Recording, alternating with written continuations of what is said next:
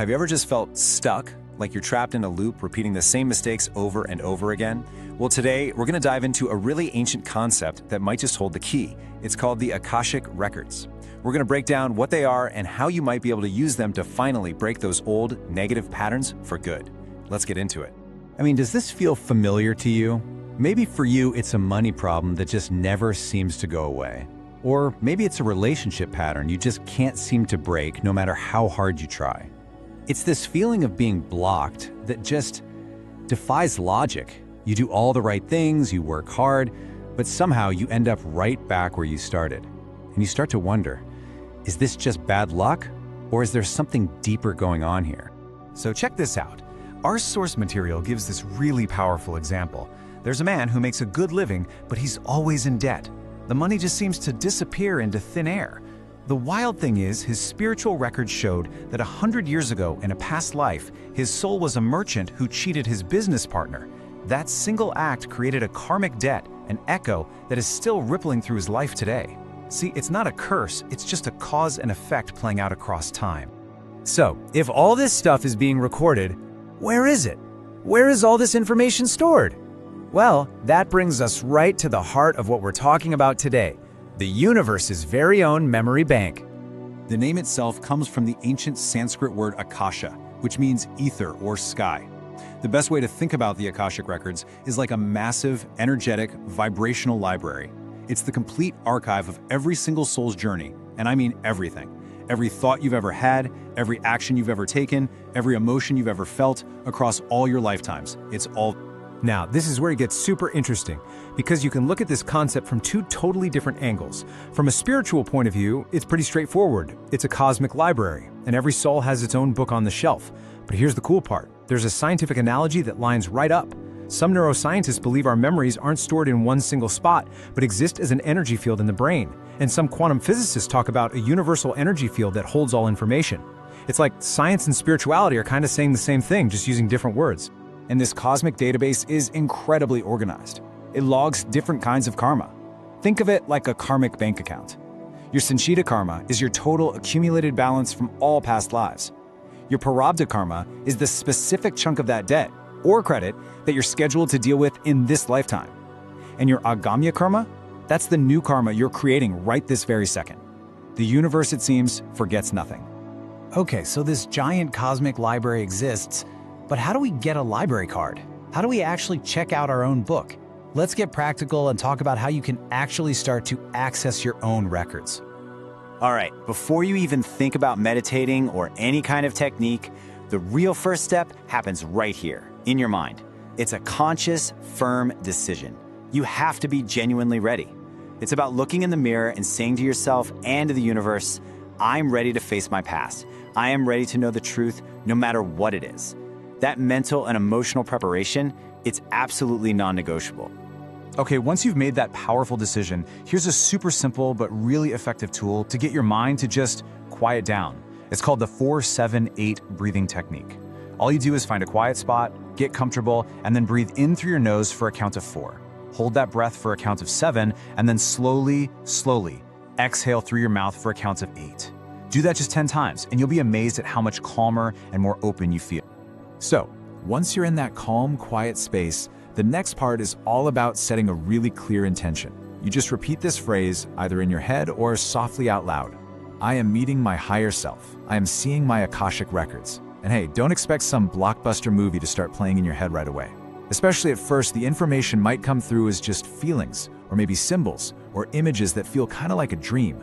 The key here is to be patient with yourself.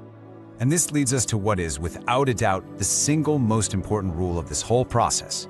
You have got to leave your ego at the door. See, the ego's job is to protect, to judge, and to defend.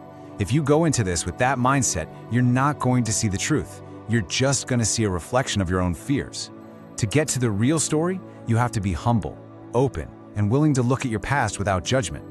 Okay, so accessing the records, that's amazing. But the real game changer is what you do with that information. So let's get to the most powerful part of this whole explainer, a simple 5-step process for actually rewriting your karmic code.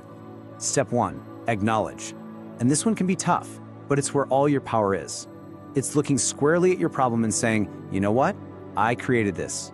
Now, this isn't about blaming yourself or feeling guilty. It's the exact opposite. It's about empowerment.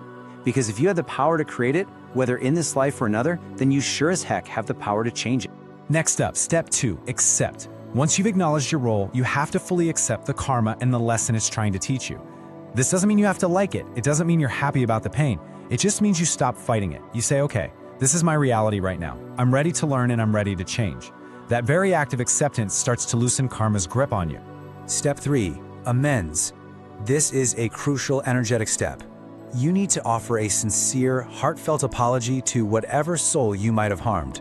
You don't need to track them down. That person might not even be alive anymore. You do this mentally. Just picture them in your mind, and from the very bottom of your heart, just say, I am so sorry. It's the purity and the sincerity of that apology that starts to heal the wound.